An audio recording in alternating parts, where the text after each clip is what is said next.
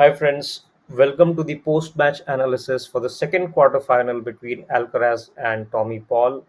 Now it was a 3 hour long match, and people will say that it was a pretty straightforward match. Alcaraz lost the first set, and the next three sets were straightforward, but it's not the case. If you saw the match, it was a very close one. There were very lengthy games, lengthy points, and anything could have happened if Paul would have maintained the lead he had in the second set. So let's look at the statistics and then move forward. So the statistics, if you see, there is one stat which is very important, and that is winners to unforced errors ratio. Now, if you see, Alcaraz hit 36 winners and made 37 unforced errors. So again, the ratio is almost even, which is okay. But for Paul, if you see 21 winners and 51 unforced errors, now that is a huge gap. He made 30 more unforced errors than the winners, and some of those unforced errors came at key moments, and most of them were from his forehand. That is what let him down, I think. If you see, Paul played an aggressive match. He was hitting good first serves, good second serves. The difference in the stats is not too much, to be honest, but this stat alone tells you the story.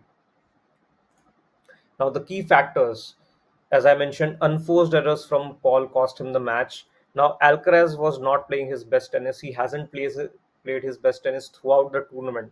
That is why when you see his matches against the likes of Tiafo or Umbre, and even yesterday, he has faced issues in closing out the matches or maintaining his concentration throughout the five sets. And the good thing for Alcaraz is that even with all of that, he's still able to win, and that is where I feel that it will be difficult for anyone to beat Alcaraz. Now we all know how talented he is, right? When you see him, the young Federer comes into mind, the young Nadal comes into mind. But if I try to compare it with Federer, the Federer of 2004 and 2005, where when Federer was winning against almost everyone else except Nadal, so those opponents in those matches as well, Federer always gave them few chances. Maybe he lost a set or two, maybe he lost a few games, he hit a few unforced errors, very uncharacteristic of him. But still, Federer was always able to win the match because he could not stay down for long. He had so much variety in his game. The same thing is happening with Alcaraz as well. He has a long way to go, but the glimpses we can still see in Alcaraz. He has every shot in the book. If you, as an opponent, try to exploit anything, you won't find any weakness in his game, right? So the only thing that can let him down is himself, right? And that is what was happening throughout this tournament. We see him after an hour or so, he is losing concentration. He is making wrong choices in terms of shot selection, and that is why he is opening opportunities for the opponent. But still, not all of the opponents have been able to fully capitalize on that, and that's going to stay as is, right? If the players such as Sinner or Djokovic were facing Alcaraz yesterday, maybe they would have won the match against him. But because the other players are not able to take that advantage, Alcaraz is still able to win these matches. If you see the complete match, Paul made a good start. He won the first set. In the second set as well, he was up 2 games to love. He had a break, but then his forehand let him down. So in the latter sets, like 2, 3, and 4, if you see, Paul's forehand made a lot of errors, and there was a specific forehand. Now you know that the likes of Alcaraz or Djokovic or Sinner, they hit very deep ground strokes. So they, even if it's a French Open match or a Wimbledon match, their ground strokes have a lot of topspin, and usually it lands deep in the court. So there are two ways to counter that. Either you have to move back, let the ball bounce and come to a shoulder height or a height that is suitable for you to hit, or you have to take the ball on the rise. Now, taking the ball on the rise is difficult. Players like Federer or the likes of Djokovic are able to do that. Even Alcaraz himself is able to do that, but it takes a lot of effort and there is risk involved in that.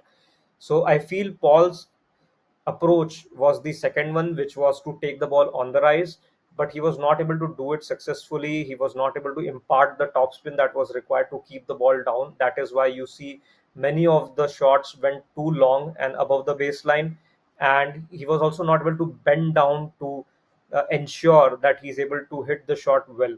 So that is what I think cost him in the latter sets. And I think Alcaraz recognized that. So he was not going for too many winners. He was trying to keep the ball deep and give it to Paul's forehand, and it cost him the match.